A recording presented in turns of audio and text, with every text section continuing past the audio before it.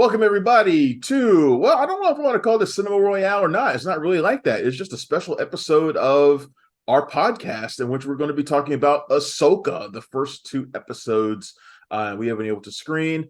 If you're watching the podcast on YouTube right now, then you see next to me the lovely face of Jamie Broadnax of Black Girl Nerds. How are you doing, Jamie?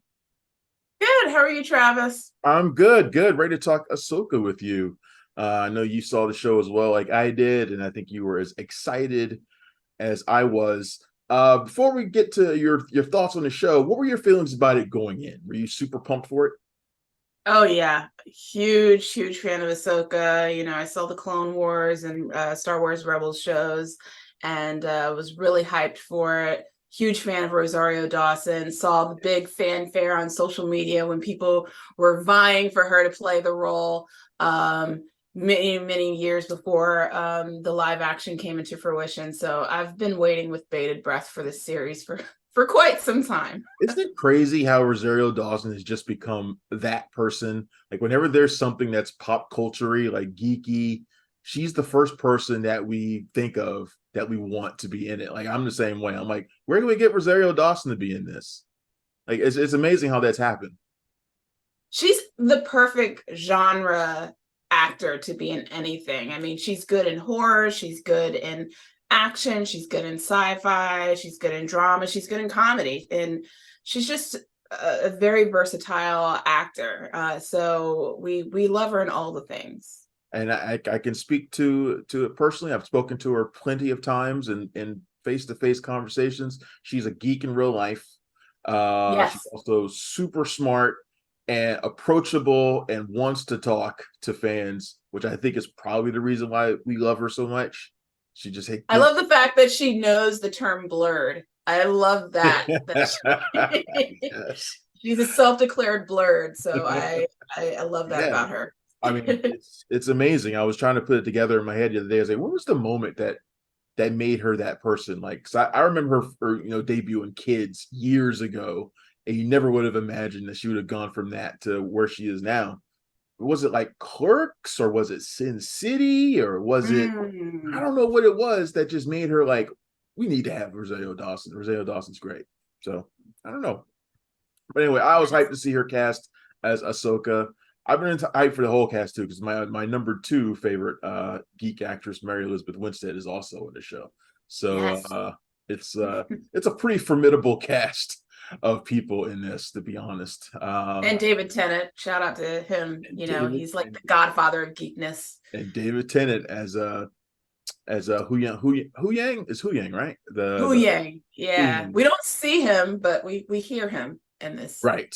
He's series. Hu Yeah. Yang is the droid who was Droid. responsible for helping mentor the younglings at the Jedi Order, help build lightsabers and things like that. So one of the few to make it out of the Jedi Order alive, actually. So yeah. Anyway, so let's talk about the first couple episodes of Ahsoka, which begin with her tracking down. That people leave a lot of maps laying around in Star Wars. They just kind of leave them off. It happens all the time. People just leave maps laying around to. It's a plot device. Let's just call it. It's just the thing, man. It's like, oh, which they left a map on this distant planet. It's like, why? Nobody ever asks why they do it. Why Yeah. did they do it? And she I talks. love the map though. It's a very nice, well constructed, cool looking map. So It is a very cool looking map. yeah. The story is basically that she's in search of Grand Admiral Thrawn, who's believed to be coming back.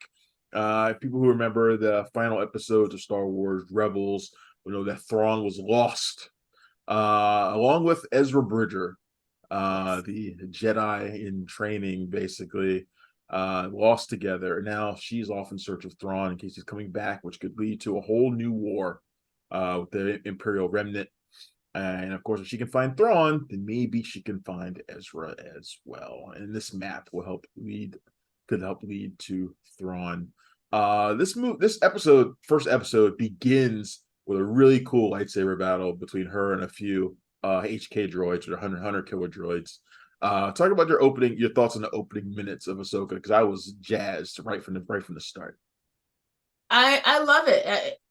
Dave Filoni is such a masterful and crafty storyteller because he gives these great building blocks to the story, but he also inserts really great action to keep the viewer engaged. So I really like the way we're setting up the story and building up this universe to, introduce the new viewers, because honestly, I don't think you really need to know the backstory of Clone Wars or even Rebels, which, this is kind of where it's picking off from Rebels, as alluded to with Ezra and Thrawn's storyline. I don't think you really need to know that to really get into this story. But going into episode 1, you really just jump into it, and I really enjoyed it. I was very much engaged.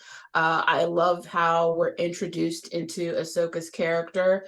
I love how we get introduced into Sabine, which I know we're going to talk a little bit more about her, but I love how her personality is just this very idiosyncratic, just kind of quirky, rebellious, very, very unique character, and a little bit different than I would say from the animated series, but I kind of like it. She's a little bit more rebellious in nature. But yeah, I love how they set these characters up in a very charismatic and colorful way in just this very first episode. Yeah, I would agree. This episode takes place sometime after Rebels, of course, and then you can see the change in Ahsoka, I think, especially if you remember her from the Clone Wars. She was coming up, but the thing that seems to be consistent with her is that she's somebody who goes counter. She always goes, against the grain. Like she's as a Padawan, she was never quite, she wasn't the respectful kind of, follow the rules Padawan. She was always kind of going off and doing her own thing, which was interesting considering that her mentor was Anakin, of course. Mhm. Which we will get to at some point. They don't really touch on that too much in these first couple of episodes, but she's always somebody who goes against the grain. She never quite really fit in with the Jedi Order, and even now, as she's kind of off working on her own or with the Rebel Alliance, but kind of off doing her own thing, she's still not really, she doesn't really feel like she's part of the group. Like she feels like she's still kind of doing her own thing a little bit. Yeah, and what I like too was the parallels between her relationship. Is it pronounced Wang? David Tennant's droid character. It's Wang, Yeah, I wasn't right? sure if it was Hu Yang or Hu Wang. I think it's Hu Yang. Wang, Hu I Yang. yeah, I don't know. It's a weird pronunciation. But I like the parallels between her relationship with him and her relationship with Anakin in Clone Wars, because they have sort of this, like, I don't know, sarcastic banter that they have in Clone Wars, Anakin and Ahsoka. And you kind of see a little bit between Hu Yang and Ahsoka and the Ahsoka series. So sort of kind of playing off of that. And I don't know, just for us Clone Wars fans, I thought that was a nice little sort of homage to the Anakin relationship that they have. So even though Anakin's not present, he's sort of present in spirit with that kind of relationship. At least Yeah, that's what I noticed. yeah. I Yeah, feel like her and Anakin, because neither one of them really fit in with the Order at all. Like I don't think Anakin did either, because he was so much more aggressive and he didn't always like following the rules either. They would right, often not follow the rules together, but they would also sometimes not follow the rules and go counter to one another. right. So it was that relationship was always, I think, my favorite of that series was watching them together and watching her kind of grow from that. It's amazing that she became such a popular character, probably the most popular to emerge from the Clone Wars, I would say. Absolutely. Absolutely. And I mean, arguably, she's probably one of the most popular characters right now in the Star Wars Yeah, universe currently. yeah. Yeah. in terms of like new creations for Star Wars, I think New Ahsoka creations. Yeah, yeah. I mean, by far the best. she's up there, like when you think of new Star Wars characters, she's probably even surpassed like, Baby Yoda at this point. Yeah, But yeah, like everywhere you go, whether it's Star Wars Celebration or any sort of fanfare event, you just see cosplayers everywhere as Ahsoka. oh, And yeah. the minute that Ahsoka was announced, people just went crazy. And folks for years have just been clamoring over seeing this character being lived out on the big screen. And of course, Clone Wars and Rebels are, one of the most popular animated series to come out of the Star Wars Yeah. shows. So yeah, she's and large part because of Ahsoka. I mean, Ahsoka is, not the prominent character in the Clone Wars series. It's an ongoing series that features other characters. She has, some episodes that have her prominently in it, but there's other characters, Anakin and Padme, and other characters that are featured throughout. But a lot of people look to those shows because they like Ahsoka. So yeah, she's become a popular character because of the Star Wars universe. It's the Dave Filoni magic, man. And that guy has he just know he's the guy who he knows Star Wars better than anybody, and but he's also such a nerd for this stuff that he knows all the things. Like he's like me. Like if I did Star Wars, he does Star Wars the way I would do Star Wars. I am Mm-hmm. I am a freak for continuity when it comes to stuff like this. Like I want to see everything that happened in the past. I wanted to have some sort of reference in the future. I want all the stories to build off things in the past. And Dave Filoni makes his stories like that. He builds off of things from the past. And I think that's the best way to make these stories, especially when you're talking about something as expansive as Star Wars. You want to feel like everything has a purpose and everything has a meaning. A lot of filmmakers don't work that way. They want to tell their story and that's it, and whatever else doesn't matter. Filoni doesn't work that way though, and I think that's one of the reasons why everything that he does has such a connection with fans, and why it looks like Ahsoka might too. So we'll see. But I'm a big fan of Dave Filoni, huge fan. All And right, he's a so really nice guy. he's really good. I'd love to talk to him someday. Did you get a chance to talk to him? You talked to him, I right? did. I did. I Talked to talked him. to him a couple of times. Yeah. Yeah, he's a really, really nice guy. Very humble, very sweet. He's like the kind of guy you'd like to have a beer with. Like, and I know that that's like the cliche thing to say about someone you like, but he literally he is the kind of guy you would like to have a beer with and hang out with. He's that cool. That's awesome. So we talked about Star Wars Rebels a little bit. This show also brings into live action Hera Syndulla, played by Mary Elizabeth Winstead, who we brought up earlier. I love her rendition of Hera, who is now a general. We kind Yes. of knew that because what was the movie that the ship was in for briefly? Was it? It wasn't Rogue One. Was it one of the other Star Wars movies that the ship was Oh in gosh. briefly during a fight? It may have been. It wasn't Last Jedi, was it? I don't remember. I don't But remember either. yeah, but it showed up briefly, and we kind of heard Yeah. her name. We knew that she was a general, but we get to see her as a general now, Mhm. running things. And what do you think about her performance as Hera Syndulla? I mean, she's, leading the guard. She's got a very huge role and a very big position of responsibility. I thought she was excellent in this role so far.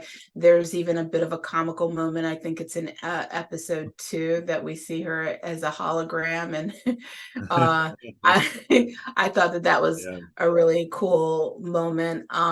So I absolutely, first of all, I love Mary Elizabeth Winstead. She's a great actress. And I love seeing her as a general now in this role. So I can't wait to see more of how her character develops throughout this series. it's Hera who sets Ahsoka to seek out Sabine Wren, who also from Star Wars Rebels, and her backstory is long and complicated. And I'm not going to get into that. It involves Mandalorians and all sorts of other stuff too. I'm not going to talk about that. She sets her off to go find Sabine Wren. Now these two have a complicated backstory which the series alludes to quite a bit. Sabine Wren's played by Natasha Liu Bordizzo, who I don't know much about her as an actress prior to this. This is one of my first Yeah. chances to see her in the role. I think she's going to take a little getting used to for me. It's possible that it's possibly just because this version of Sabine is a few years older than the one that we saw in Rebels, so she seems a little bit different. She's a bit standoffish and a loner, which seems to be a trademark of a lot of the characters in this show. She seems very much like Ahsoka, though, and that might be the reason why they rub each other the wrong way, because they seem very much like they have the same sort of personality in some ways. What are your Yeah, thoughts? I love the fact that they they hone in on these very unique traits about her. Like one of the things that I noticed very distinctly was her nail polish is chipped. So it to me it could denote a couple of things. It may be that it's a part of her rebellious nature, and she's not conforming to having her nail polish being polished looking. Like, I don't care about what you think about how my nail polish look. Or maybe it's a more stylish look for her. But that was something that I noticed. Obviously, she's got the very vivid hair color. But and then there's the opening scene that when we first are introduced to her, she is supposed to be there with the senator, with the in front of the community presenting, and then she's off somewhere else, not being where she's supposed to Not being be. where she's supposed to be. Not being where she's supposed to be. So it's like I like the fact that they have her created as this rebel. And we also find that there's some history between her and Ahsoka, and there's this conflict going on between the two of them. And then as we go into episode 2, which I don't want to say too much because I want folks that are watching this to really be able to enjoy it, but there is this moment where they have an exchange at the end of episode 2, which it just kind of gave me goosebumps because Ahsoka says this word to to Sabine, where it just warmed my heart because it's sort of it where there was some antagonism happening between the two of them. Yeah. It all sort of fused together, and they kind of forged their friendship back off of that one word. So I thought and it kind of goes back to the relationship between Anakin and Ahsoka as well. So I just thought that was sort of a nice moment that was forged in episode 2 between those two characters. So I look forward to seeing how their relationship develops. I feel like it's going to be sort of this on again, off again thing throughout the series. That not everything is going to be smooth throughout the course of their journey. And I look forward to seeing how that plays out. Yeah, I got the same feeling. I noticed that the nails thing too. I took it as them showing that she's somebody who's not afraid to get down and dirty and to kind of do the work. And she's someone who works with her hands, fixes things and things like that. And that's kind of how I took it. But I see your view on that as well. Yeah, I love that relationship between the two of them. Like I said, they both seem like a lot like her and Anakin. It seems like their relationship was very similar. And I think Ahsoka comes to realize that as well, that she learned a lot from Anakin, and now she's sort of become him in some ways as a mentor, or as Yes. a mentor to Sabine. She's sort of Yeah. taken on a lot of the same traits, and she's seeing she's probably thinking to herself, did I act like that with Anakin? Was I like that? Is that why he got so annoyed? Is that why he's so mad at me all the time? She probably thinks exactly the same thing. Because their relationship is so similar, and I like that about them. Actually, so far in these 2 episodes, I'm anxious to see where it goes. Because these things don't always, in Star Wars lore, these things don't always go well. The mentor apprentice relationship, they often go the wrong way, where one turns to the dark side. Never know where these things may start off one way and go off in a totally different way. Now, am I expecting that to happen here? No, but you never know. You never know. So I'm always anxious when you get that sort of mentor apprentice relationship thing going on, because you never know where it could go. Yeah, So that's why I feel like, because at the end of episode 2, they kind of make it into sort of like, okay, everything's going to be fine, but I don't think that's going to be the case. I think there's obviously going to be some friction that will happen. There will probably be an event that will occur that will cause a fracture in their relationship, because yes. there's got to be drama. There's got to be drama. Something's look. It's probably going to be. It's. I think we probably know what the catalyst is probably going to be. It's going to be the arrival of somebody that we know that they're looking for. So, Right. that be what happens. I expect that his arrival, when and if it does happen, uh, will not be all. No, will not be 100% happy. Let's put it that way. There will be something attached to it that won't be great. There is another master apprentice relationship in this show as well. The late Ray Stevenson, one of my favorite actors, and I still think the best Punisher ever, played Balin Skull, who appears to be a survivor of Order 66. So, in other words, a former Jedi. He's got an apprentice, Shin Hati, played by Ivana Sakno. Right now, we don't quite know their full story, everything that's going on with them, but they are working with Morgan Elsbeth, who's a character we've seen before, played by Diana Lee Inosanto, I believe, who's somebody who tried to have Ahsoka Tano killed before, working with Din Djarin from The Mandalorian. Now she's back. She had been, our last time we saw her, she had been arrested, and now she is back out on the scene, causing trouble. What do you think about the villains in this, starting with Balin Skull, played by Ray Stevenson? Yeah, so at Star Wars Celebration, I actually had the pleasure of interviewing him, and That's awesome.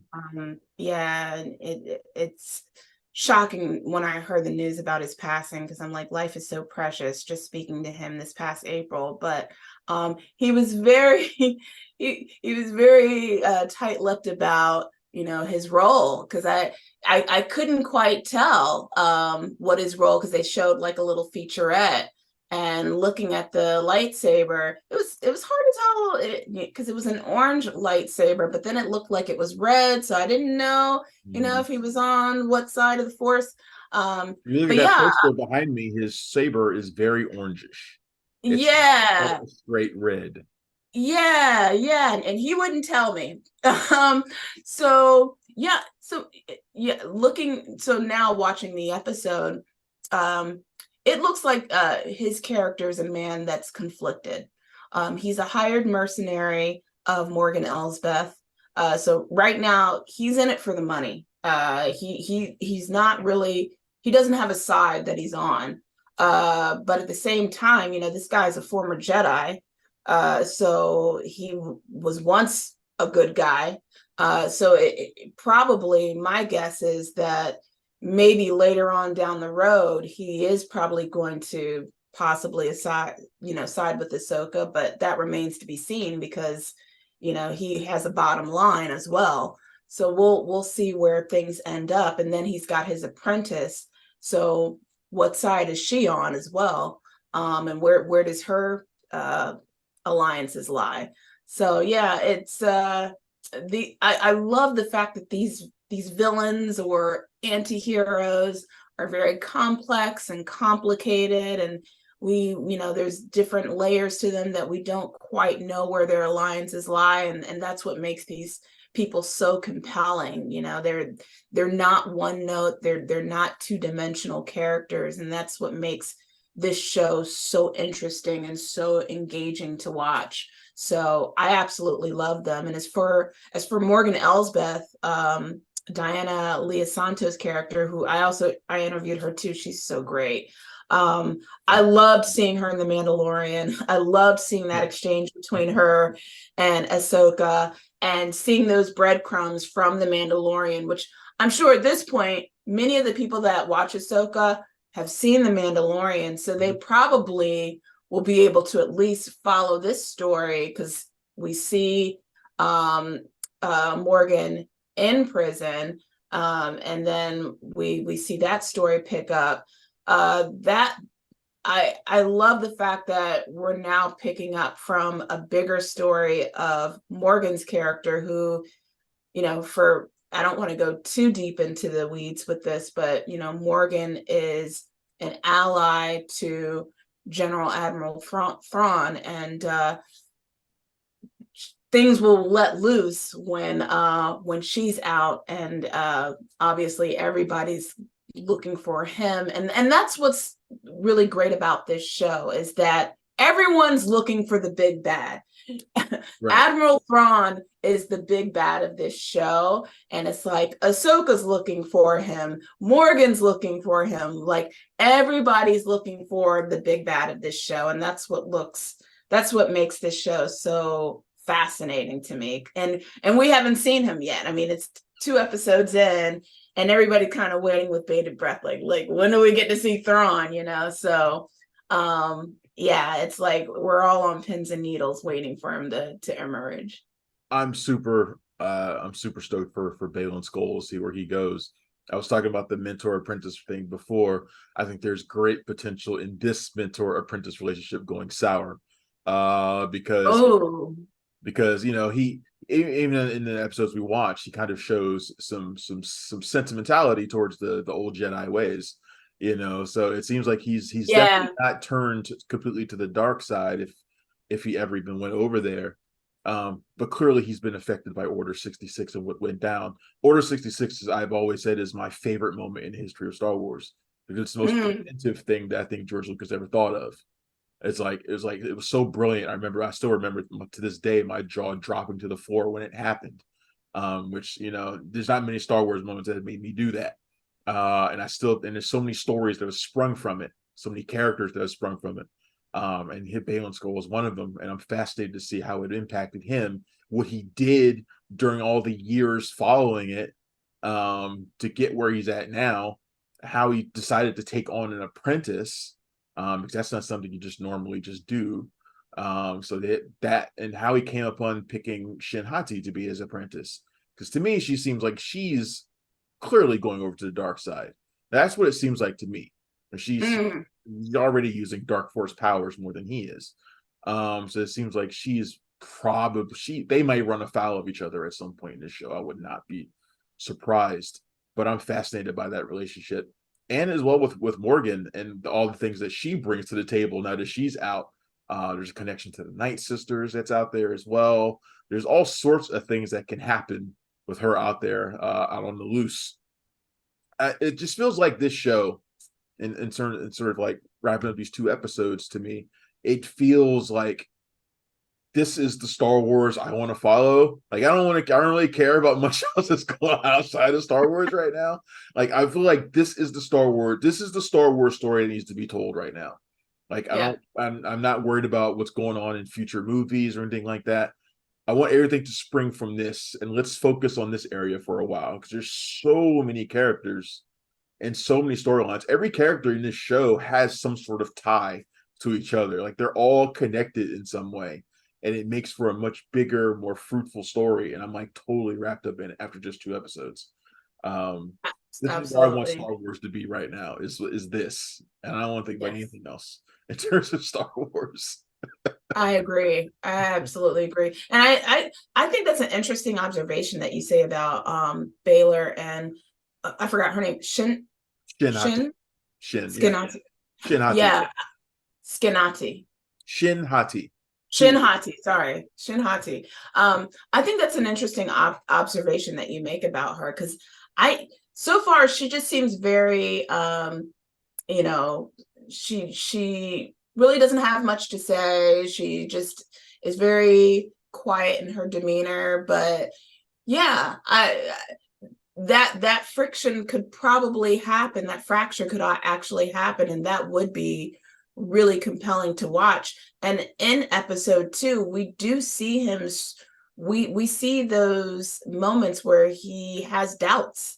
He has doubts about going to the dark side. He has doubts about the decisions that he's made, and even sticking to the ideals of what the Jedi is all about. So I think that you're right, and that he's probably going to break from the dark force eventually, Yeah. and maybe that relationship between apprentice and him, or and I guess his Padawan, so to speak, that may wind up fracturing. So yeah, I look forward to seeing how that plays out.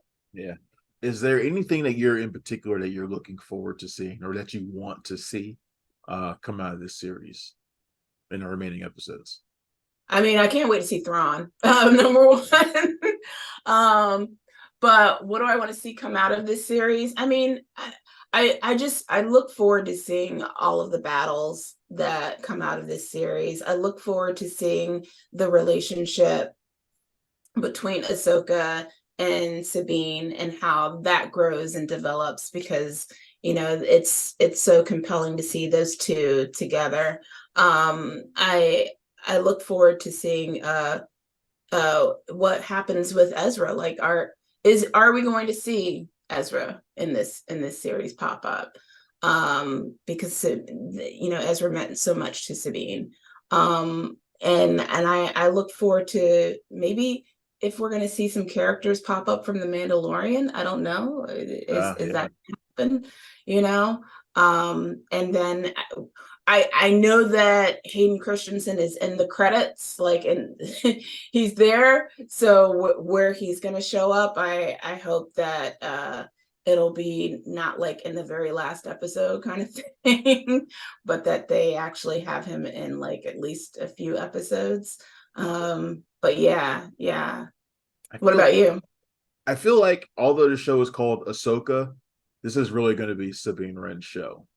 Like in terms of like, Yeah, I feel like they're setting that up. Yeah, yeah, I yeah. feel like because to me she wasn't my favorite character in Star Wars Rebels.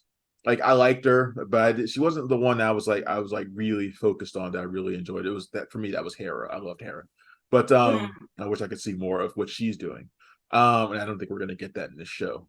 I think we'll mostly see her in hologram, but but but Sabine, I'm fascinated in now, not only because she's training as a Jedi, but her path is just so unclear. Like I don't know. Like I'm waiting for her to wrap around and start getting involved with the Mandalorians again and seeing what could happen with that. I could see she could potentially take on a bigger role within the Jedi. I mean, and become a centerpiece figure, or she Mm. could just fall back into being part of a team again, like the Ghost Crew. Like I really don't know. I don't know what the future holds for her, and that's I think one of the things I'm fascinated to see what happens. Like I feel like there's a much bigger plan for her coming out of this than perhaps I was prepared for going in. But that's what it seems like. That's what's happening.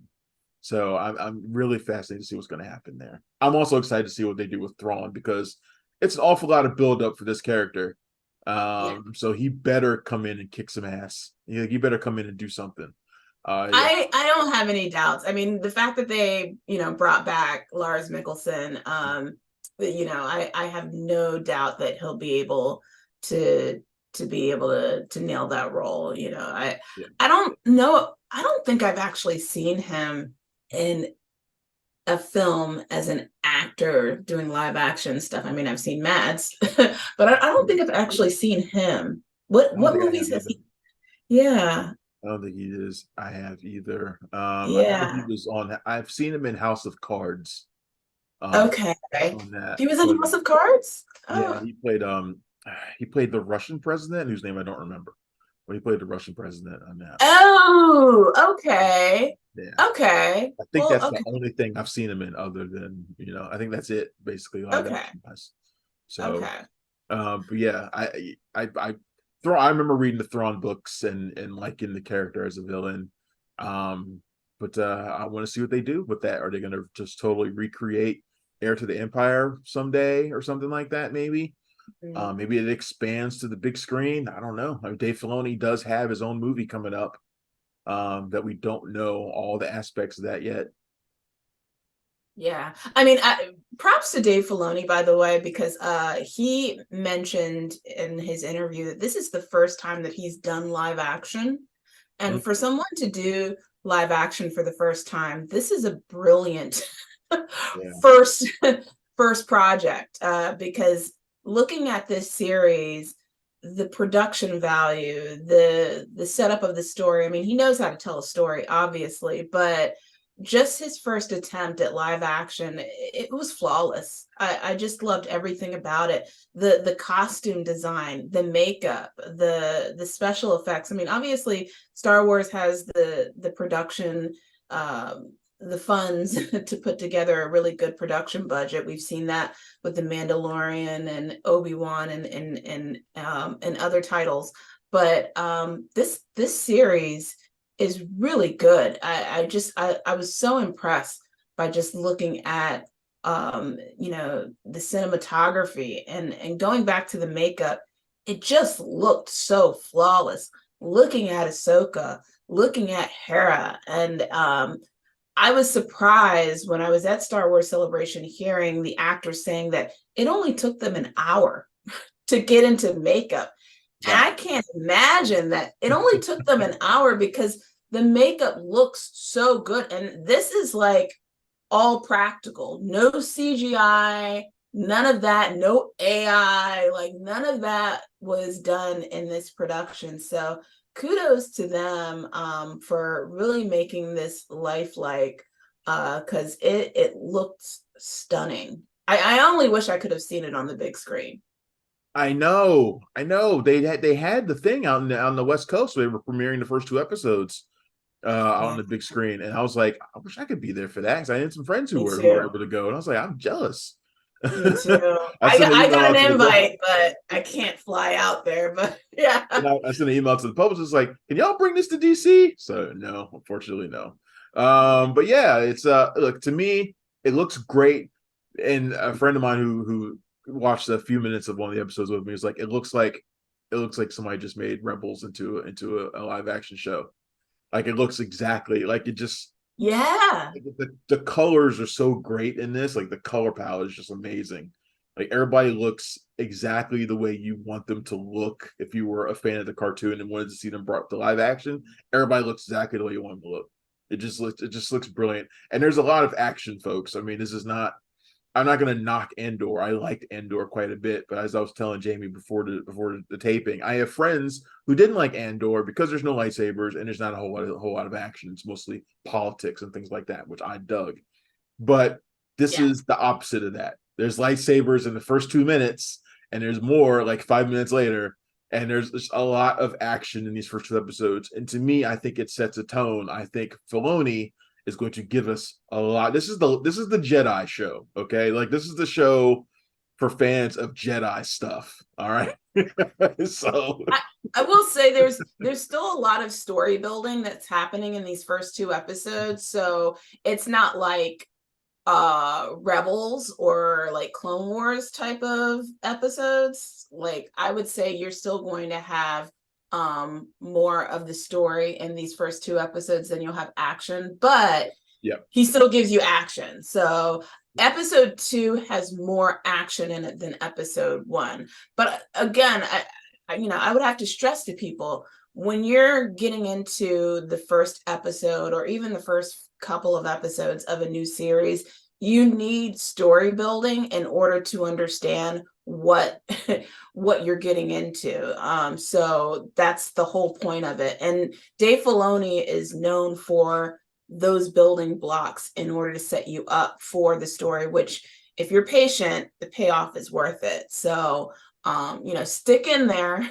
If it's not like action packed right off the bat, don't get, you know, yeah. don't let that, upset you, because it's definitely worth the payoff in the end. So yeah.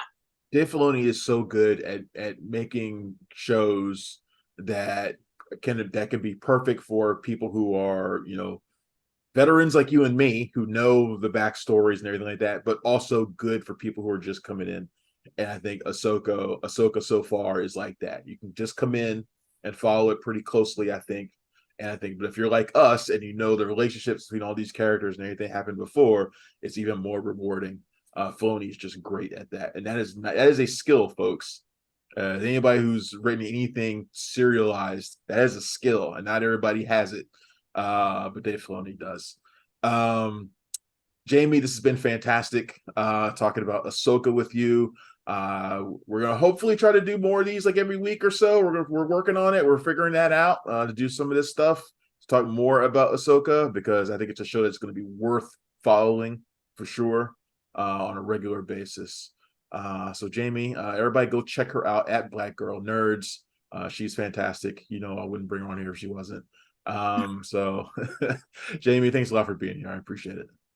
Thank you, Travis, for having me. Pleasure to chat with you with all things Ahsoka. I love this show. Best show on Disney Plus so far. Absolutely. Let's do it again soon. All right, thanks, guys. Thanks a lot, everybody. Check us out at punchdrunkcritics.com and Jamie at Black Girl Nerds. Thanks. I'll see you later. Bye. Thanks for checking out the show. If you like what we're laying down, please subscribe to our channel and click the bell to receive notifications for all of our latest stuff.